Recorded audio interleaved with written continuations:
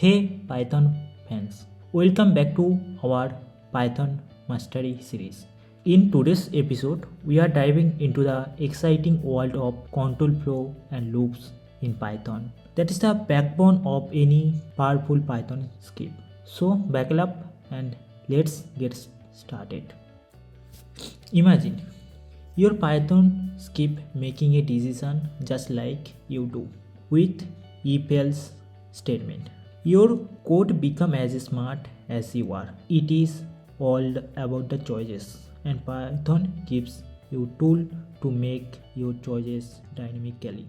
If you see in the example in the slide, I am take input and then I am typecasting to integer. Then I put this value in my age and then I apply condition. If your age is greater than 18, then you are eligible to drive car. Otherwise you are not eligible to drive car. Okay, this type of we are controlling the whole thing with some condition using if else. If you want more another condition, you need to write else if. We'll see in coding how we are write this. Okay, and another important things we need to know, that is loop in Python. Loops, how it work? If you write any function and there is you have a list of data and you need to run the function in the multiple time. You do not want to write the multiple time this function multiple time. That is make not sense. Write one function and call inside the loop, then it can easily execute it. Here if you see the simple, I take an array that is 1 2 3 4 5 and I take the value all in I. In for loop I just print the value here. Here we call a function that easily executed. That is the most nice use case of for loop. If you want to break anywhere or any condition you want to apply in for loop, that can be easy for you to handle data if you are on function, and you also see there is some you want to clean data or any functionality you want to change, then some case for loop is give you a good option. Let's start coding. So to understand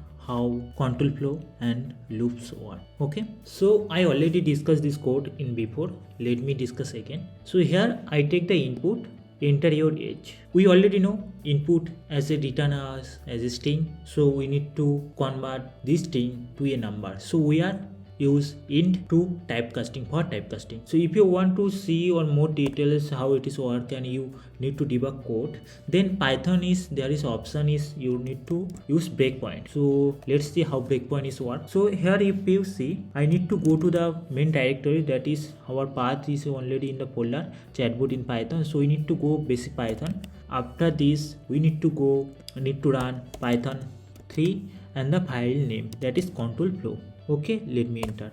Then it is asking enter your age. I enter 112. Then that is stop here. You see that is stop here because of I use breakpoint. So let me print here. It is age.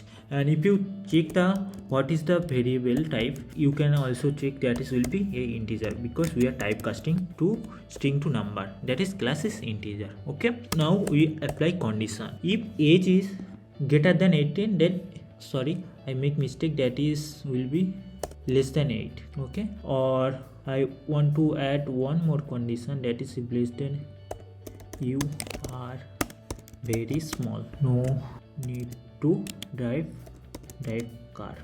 Okay, so and add one more condition, that is else if my age is less than 18, then print you are not eligible to drive car. Okay, so let me run this. Okay, so that is Python 3 and the file name control flow. If you enter 5 or 6, then this will execute. You are very small, not able to type car. Okay, so you see you are very small, you are not no need to type car. Okay, and this time this is not will be executed. Okay, if else condition is work like that. If it is true, then it will execute and end here, and the below part is not executed. Okay, so if you add one more things, if you give greater than 12, then it will execute it. So let me see this work or not. So I given that is 17, then you will see you are not eligible to type car. Okay, and Now again, if you enter, then you are eligible to type card. If else condition work like that. If you see here, I put a condition: if less than 12, your age is less than 12, you are very small, you are not type card. If greater than 12, then this part will execute it. Okay, and in there we are divided in two part. If you see the graph like things, first I give the age for condition for 12. If condition is satisfied, then I go to another component, that is this part, and here we apply another condition, that is less, the age is less than 18 or not. If satisfied, then we print. If not satisfied, then we are print this like a thing. That is like it. We are running through a path, and there is we are pushing a control on this code. If this condition is not satisfied, then go to this path and print this. If it is satisfied, to go to this path. That's we are controlling our code. This type of things we can implement in Python. It is time to know how for loops are work. For and while loops. That is mainly loops in Python. So first comment out this portion, that is control flow, and let's see how loops are work. If you see here, we are already taken a list, and for I in the list, I take I as a first case it will be 1, second case it will be 2, and so on, it will execute it. Why we need to use for loop? There is something you need to write some dynamic code. Suppose I say you print 1 to 5, then you write first 1, then you write same thing 2, then 3, then 4, then 5. Now I say you need to print 6 also, then you come and change this as a 6. And if I say the last second element will be 12, then you need to change here. Okay, if I say the last third, last fourth, this you need to come here. So this type of problem you will face if you not make this thing is dynamic.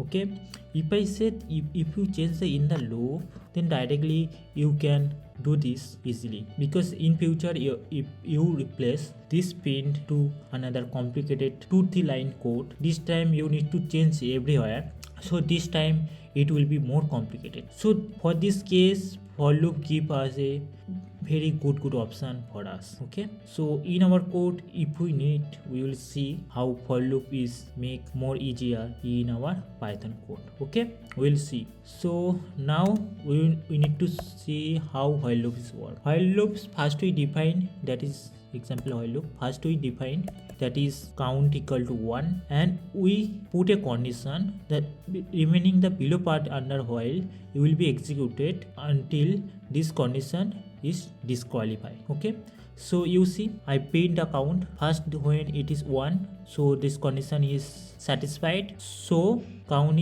will be 1 and count will be increment by 1. Then it will see the while loop, this condition count is now true, so less than 5, this will execute it. When count is equal to 5, then the condition is satisfied, so then it will be executed. Now count is when 6, then the while loop is break because of this condition is not satisfied, so it will come outside of the while loop. So like this while loop and for loop work in Python. So that is not only for loops in details. For loop there is lot of things inside in for loop.